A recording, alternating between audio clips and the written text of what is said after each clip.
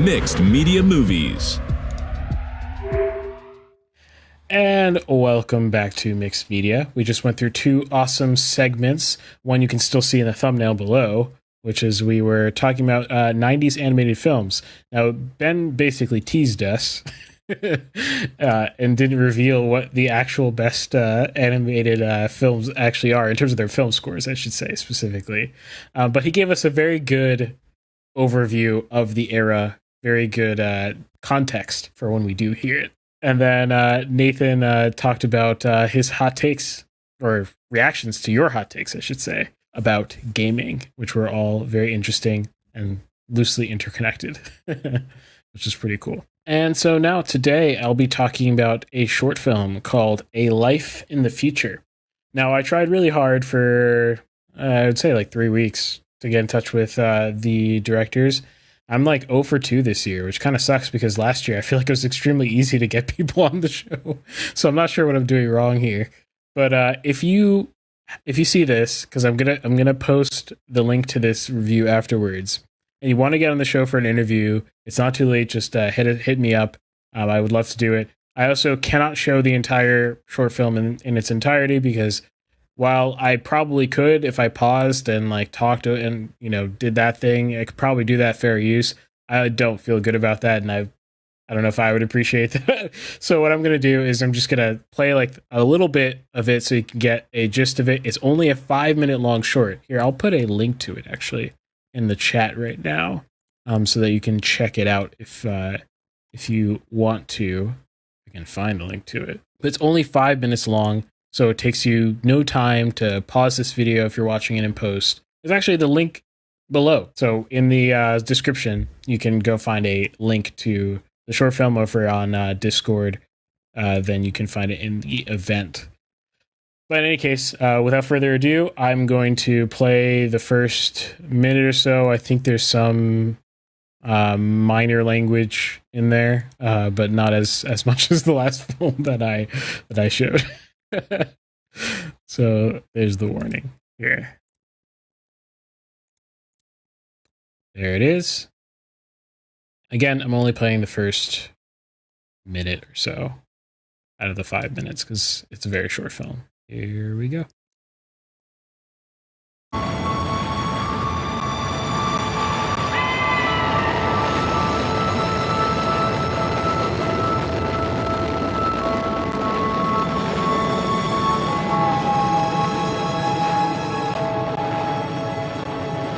To sign on the bottom, and we're all set.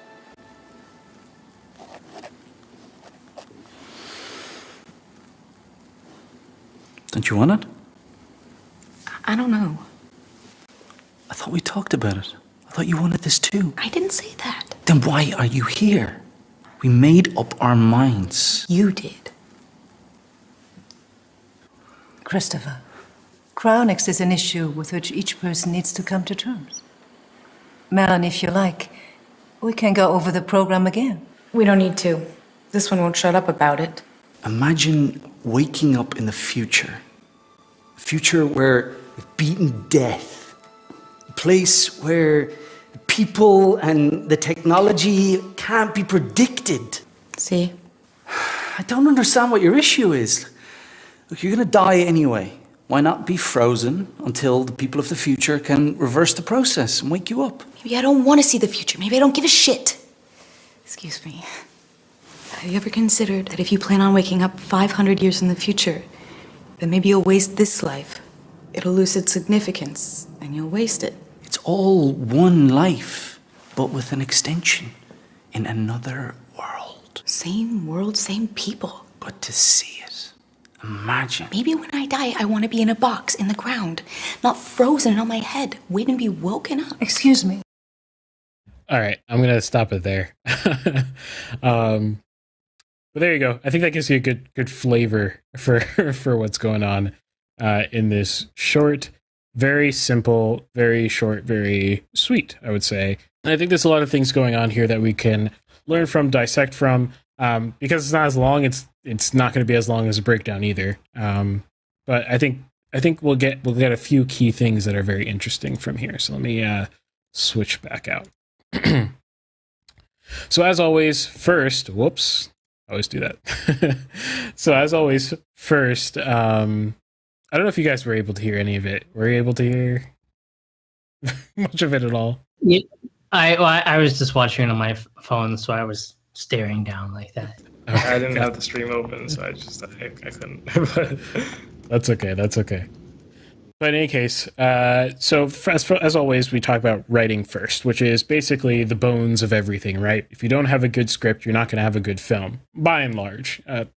Maybe some exceptions if a lot of liberties are taken on set, in terms of the script. But by and large, without a good structure, a good sense for dialogue, a good sense for pace, and all these kinds of stuff, without a good script, you're not going to have a good film. So let's talk about the structure first, which is something that's become very important to me. So this film basically has a very simple 2-act structure. Now, it might have been written, though, in a 3-act sort of form in terms of like the traditional way, with the beginning, middle, end thing. It has 3 scenes, and you could just line those scenes up with the 3 traditional things, but it's so short that it's like, if it was written that way, it's not fully apparent anyway. And I don't think it really comes across as fitting in that sort of cookie cutter way, especially the way that it's paced out. So really there's 2 acts. And again, you can check out my screenwriting. I forget what I called it. You can find, if you search screenwriting mixed media, you'll be able to find an episode where I talk about my thoughts on screenwriting. But Act 1 is basically a huge amount of dialogue where we talk about the premise, this idea of living forever. I mean, so for those of you who didn't hear, the premise is essentially they're at this consultation for freezing their bodies indefinitely into the future until the cure for death has been found. And and one of them is extremely gung-ho about it and thinks that this is the best thing ever and that they'll be able to see sights that just blow their mind really into the tech that awaits them in the future. And then the other one is like, bruh, I kind of want to live a good life now and die. That's the central conflict of this film. And then Act 2 is basically more like an epilogue than it is. It feels more like an epilogue. So this is almost like a 1-act film with an epilogue. Is the sort of the feel of it. And it's basically whatever happens to the one guy. What happens to the one guy who decides to freeze his body? I'll leave it at that.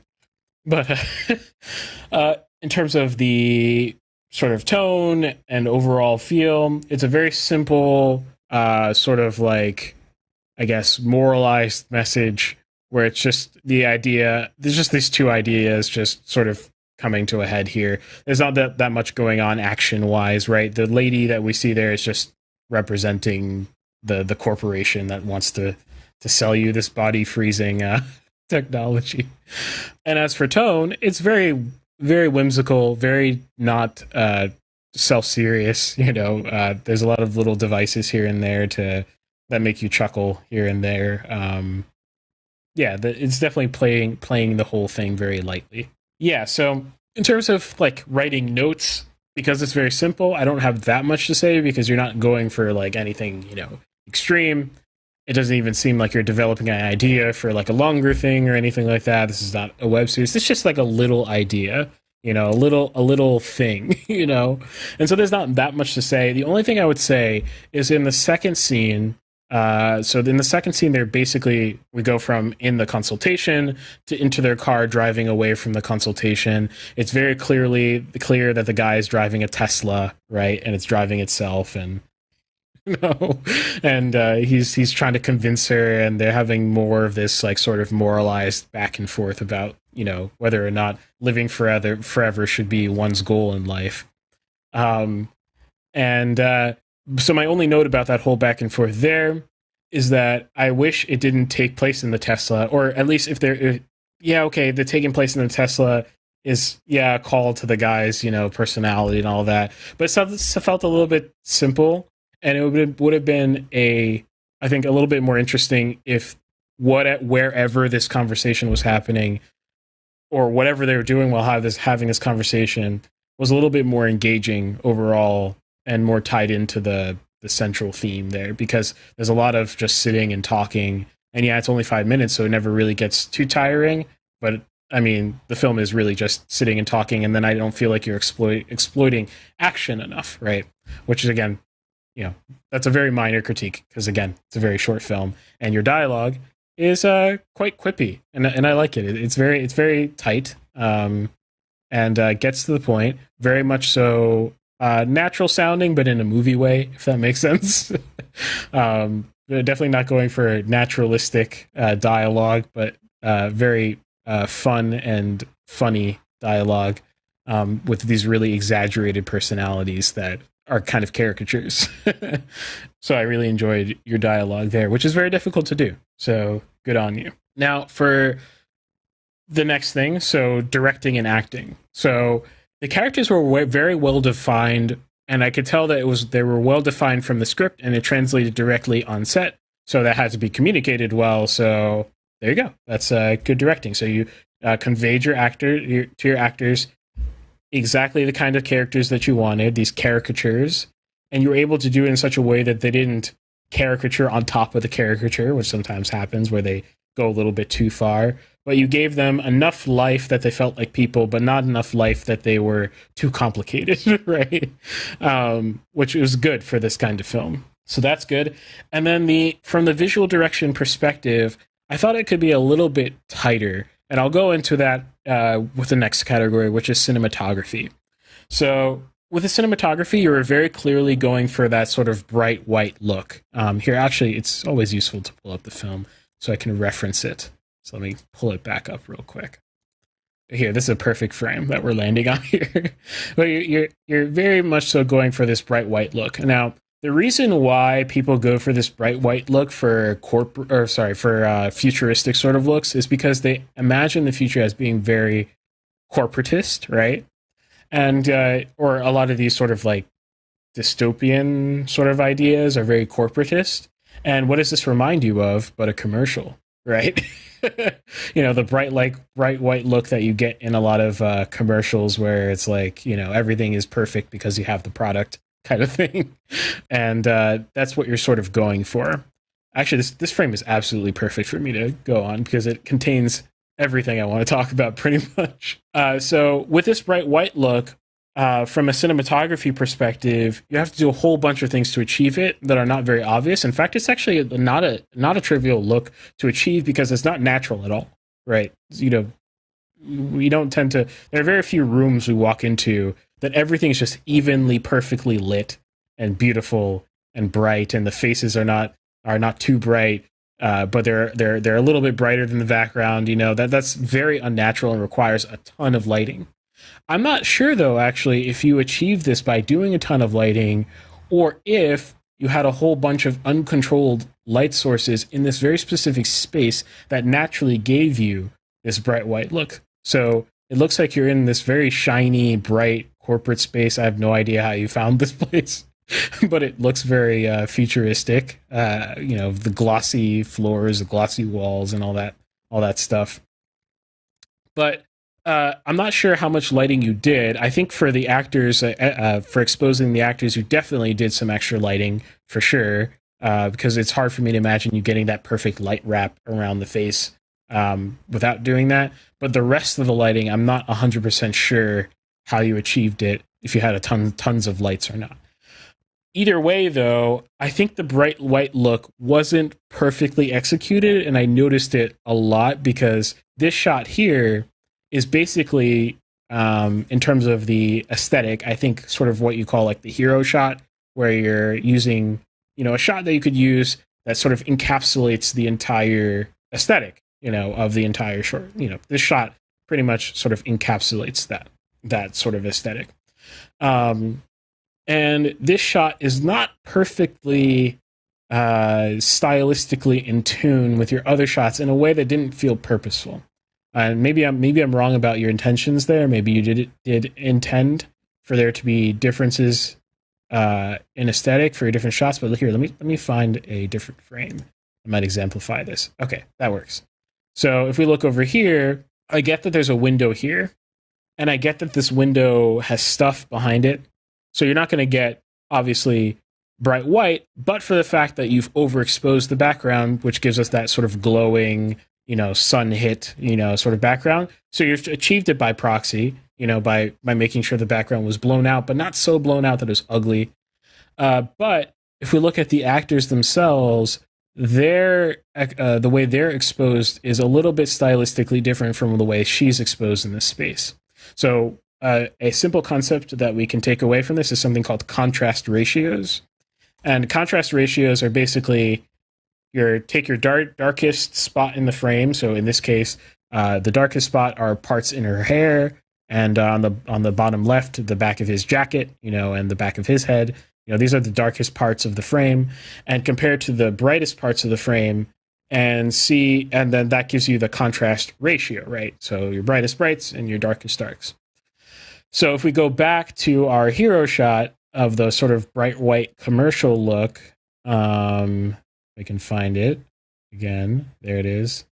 We can see the contrast ratios here so the contrast ratio is very small, meaning the darkest darks and the brightest brights are not that far away from each other, right? So we're really pushing up to the bright side, right? You've definitely overexposed, you exposed up from where you typically would expose the entire scene. And what it's done is it's created very soft shadows all over her. Now, I considered the fact that obviously she is the symbol of corporation, right? So, maybe, but there's inconsistencies even within the two shot with the two, I'm not sure if they're siblings or lovers. It was very unclear. It didn't really matter for the film at all.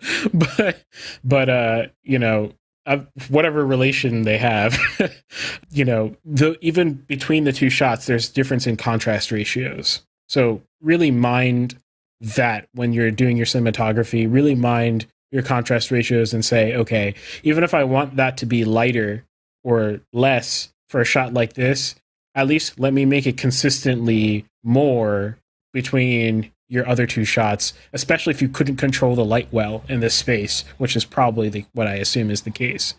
At least try your best to hit consistent contrast ratios with your other shots, right? Let's see. And the only other thing is there seem to be a few color temperature issues as well, which may be the grade or it may be in camera. It's hard for me to tell, obviously, without knowing the process, which is why you should come on here so I can ask you these kinds of questions. But so if we look over here, we've got this extremely neutral look, but some shots we get like a little bit cooler, a little bit warmer.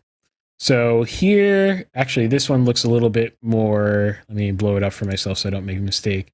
Yeah, so here it looks a little bit more magenta on the subjects and green on the backgrounds, and maybe a touch warmer, right? So I don't know if that's a color grade thing. I mean, if you look at his shirt there, it's not perfectly white, right? But if we look at her shirt in the other shot, even though that's also white, right? It's got more, if anything, it airs on the cool side, and it's more neutral in terms of green versus magenta.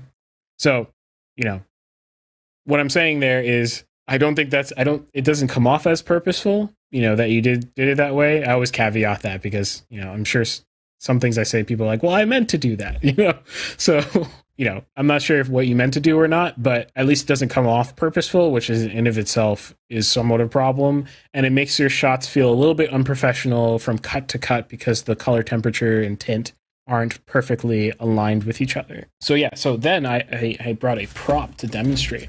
So if you don't have one of these things, you should have one of these things. So here it is. This is a color temperature card. Or not a color temperature card, I should say a color card. Basically, this allows you to do color grading a ton easier. Now, when I first heard of these things, I was like, I don't know. This pocket thing right here costs $120. In good old film fashion, it is way more expensive than it looks. It's got 2 pages, I guess, in theory. It's got a focus helper on the right here. So, on the right here, what you could do to help you hit critical focus in shots. And it's got a neutral gray here, which will help you with color temperature. Now, this neutral gray is exactly what you're interested in for color temperature purposes, but actually the most useful page is the first one, where you have all your colors here. Now, if you don't know what this is, definitely look it up on YouTube, and definitely spend the $120, because ever since I bought this thing, it has changed the way I color grade. It has changed the way I shoot even.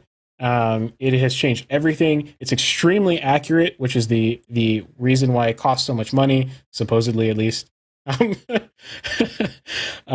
This black material apparently is some like special, this glossy black to get like as black as possible is apparently some sort of special material that required some material science to produce. I don't know if that's true or not. But what I can say is that it does actually work, and it was worth every penny. So what I'm saying is, if this was an in-camera problem with color temperature and getting your colors completely on point, then totally buy that.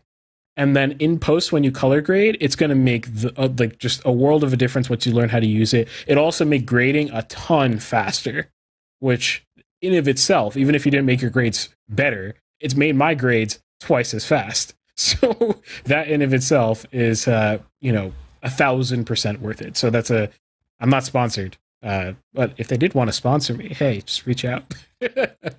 I can vouch for their product at least. So there's that. So then that goes directly into color in general. So I like how most of your skin tones come out. So in this one, there's one more thing I wanted to mention. I just noticed it in the frame here. In the background here, we have a bunch of lights. So this is back to sort of cinematography and lighting. You have a bunch of lights in the background here that I assume are part of the set, wherever the heck you are. They are extremely blown out, as you can see. You have like these sort of, if you don't know what that means, just in general for the audience, if you look at those lights there, they're super hot. And then at the edges, you can sort of see sort of a digital break where the edges happen. So what's really happening here is that these pixels are brighter than the maximum value that the camera can record for the particular settings of the camera right now. So that's called clipping, right? So you're clipping all your values up here. And this generally doesn't look very good, and it doesn't look very good here either. In fact, for a corporate sort of commercial style look, what I actually want to see is the exact opposite, which is zero clipping and extremely smooth lights, even if they're in frame. Now, that's very difficult to pull off. And so I don't even know if you had a solution for yourself on set. I'm not sure if those lights, you could even touch them, given that this is probably not your space. If you could touch them, I would say wrap them in ND filter paper, I think it's what's called, or it's a plastic thing. It's basically can cut your light source down by a few stops. If you did that, you could help yourself. But I understand why it happened, because you probably don't control those lights, and you were going for the bright white look, and you couldn't bring your camera exposure down, right? There's that trade-off. And the last thing I'll say for cinematography, because I also just remembered it, is that this shot right here is a dolly zoom, which Ben knows about now because of Vertigo. And a dolly zoom, if I just play it real quick, you'll notice it very quickly. There you go. So basically the background is doing a weird warping thing while the foreground is staying still in the frame. It's achieved by pushing the camera in or out while zooming in or out, those being the opposites, right? So push in, zoom out, or whatever, the opposite of that. Now, it came off like you didn't have the right rig to pull it off, which if you watch Goodfellas, there's a dolly zoom in there that is definitely not perfect, right? It's a famous dolly zoom that's in there. That's definitely not perfect, even though it's a Scorsese film. There's a little bit of wobbliness. It's definitely less perfect than the Vertigo dolly zoom is amazingly smooth and perfect, actually. And it requires specific rigging and handling to pull this off. It's a very difficult thing to pull off, practically speaking. So I'm happy you went for it, but, I'm not sure why it was there, which is my bigger problem. Like, I'm not sure what it did to the film. Like, I'm not sure what you were going for with that dolly zoom to begin with, if it was supposed to be terrifying or not. I'm not sure, but I would have done this take twice, once with the Dolly Zoom, once without the Dolly Zoom. And then in edit, if I wasn't satisfied with how the Dolly Zoom looked, I would have definitely kept it out because I think it would have worked better with it. Maybe add a digital push, or look this up. You can do a digital Dolly Zoom, which is not going to look as good because optical and digital things are not the same. One's analog, one's digital. And for optics, that is extremely important, and they'll look entirely different. But you could achieve a similar effect in terms of warping digitally, just YouTube digital Dolly Zoom. And that will require you only to push or pull the camera. You won't have to do the zooming at the same time. So there's that. So yes, color. So your skin tones were pretty good throughout. Sorry, I'm getting very technical with this because I think that's where I have the most things to say about this film, because I actually really like the concept and the themes of this film. But your skin tones are very nice. If I skip over, especially to, I think you were really trying to make that person pasty on purpose looking, which very much so works. A very pasty looking person. But if we go over to our main actors, you gave them a much warmer look, if I can get it. There we go. A lot warmer, a lot more like normal skin tones. I think you went to the pink side for everyone, but it looked more like a look than it looked like a mistake or anything like that. Yeah, I mean, you have some overexposed skin tones on the left side of her here, but that's part of the look, and so it feels at home, so that works perfectly fine. The other colors, so you have some, we can see in this frame, some heavy vignetting a lot that you've added in post to isolate your subjects. I thought, it was an interesting choice. It brought some interest to the frame, some depth and complexity, but I'm not sure I know the why for it, other than it makes the frame more interesting, because I don't know if I would have had to see it otherwise, but without it, it might have looked more sterile.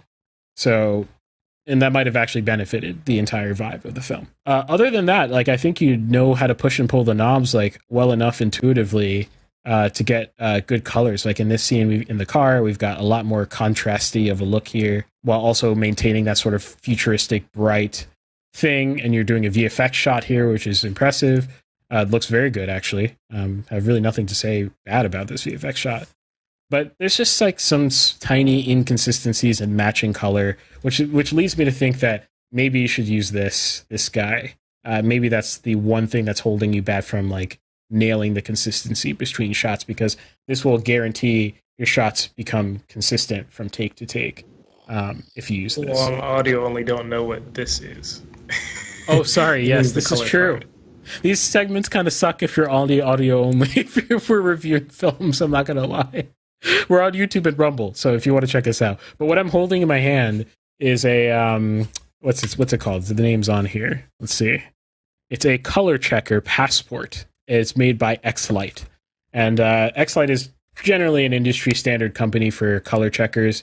They have really huge versions that are extremely expensive, like $400. I'm not even sure why you need a huge version, other than if you're doing telephoto shots or something like that. I don't know. But anyway, I would definitely recommend it. And maybe I'll put a link in the description if I remember. There's the color. And then lastly, we have sound and music. So you only have music really in one place at the beginning, which there's this sort of introductory music here where the rocket's going up. Sounds very hopeful, almost naive. It's kind of whimsical already. And then going into the first scene here, you use music to sort of I guess fake out your audience in terms of where this film is going, in terms of we're supposed to be going along with the ride of this is a great idea to freeze yourself, and and this hopeful future utopia that's definitely going to happen, that this guy is talking about and imagining as he's eager to sign the contract, and the music just cuts, when his partner is just no, what the heck is going on? I thought that was funny. It made me chuckle. And in terms of sound, I don't know I have much to say other than I see this trend a lot in short films that I find on r/shortfilm, but dialogue is very hot in the mix. I'm not sure if that's now that I think about it, that might be a web publishing thing. You might be trying to make sure your audio is permissible to web audiences. So if you didn't know, YouTube does a lot of like weird compressing and leveling and a bunch of magic box stuff that you'll never control. And what YouTube wants to get out of that is a consistent level between videos and consistent, at least perceived volume between videos. So if you're a creative doing audio stuff, that really sucks because your sort of tolerance for doing really creative like dynamic range with your audio is very low. So you can't be that creative with it. So I'm not sure if some of these choices are made because you're finishing onto web and you want to make sure your audio, your vocals don't mix weirdly with your background sounds and your music. You want to make sure it's sufficiently above so the algorithm doesn't do something weird and then crush your dialogue into the rest of the mix or something like that. I'm not sure if that's why that's such a trend or not. Let me know. I don't know. So yeah, that's pretty much it. The last thing I have to say is like I think your theme is really cool. It's something that a lot of people are talking about in terms of like, I think we actually do have a huge problem of a lot of people wanting to live forever, and it's kind of it's a big problem, and that people feel, I guess we don't talk about death enough, right? I think that's what your film is sort of pointing at, is that we don't cope with the idea of death because we don't talk about it enough. And so, we have the one guy who is not coping with it well, the idea of death, because his goals are outlandish. Like, they're actually just not reasonable. And the end of the film kind of plays on the unreasonable sort of expectations, right, that he has for, I don't know, trying to be immortal or something like that. Whereas death is something that we ought to really come to terms with throughout our lives, right? We should think about it because it is an extremely important point of our lives that we will all experience no matter what, So, yeah. And I think, your little point there of just like, let's remind ourselves that we are mortal is a very important theme, I think. So, yeah, that's pretty much it. Wow, that's a lot of really, really helpful advice. So I don't know who these filmmakers are, but definitely, check out what Irving, even if you're just a filmmaker in general, there's a lot of fantastic stuff that Irving just said. So yeah, very technical. I got very technical with this one, but I mean, that stuff is helpful, I would imagine, for a lot of people. So definitely if you're a filmmaker, pay attention to that. Yeah. Good job in making a film at all. I haven't made a film in a long time myself, so it's more than I can say. So, awesome job with that. And if you want to get your stuff reviewed, just hit us up. If you want to interview with us, just hit us up. And with that, I think we're pretty much done for this week. So remember, link in the description to pretty much everything you want, and you can go to mixedmediapodcast.com. That's very easy to remember if you're listening on podcast only form. And really the most important thing that you could possibly do is, if you enjoy anything, you got anything out of these episodes, is please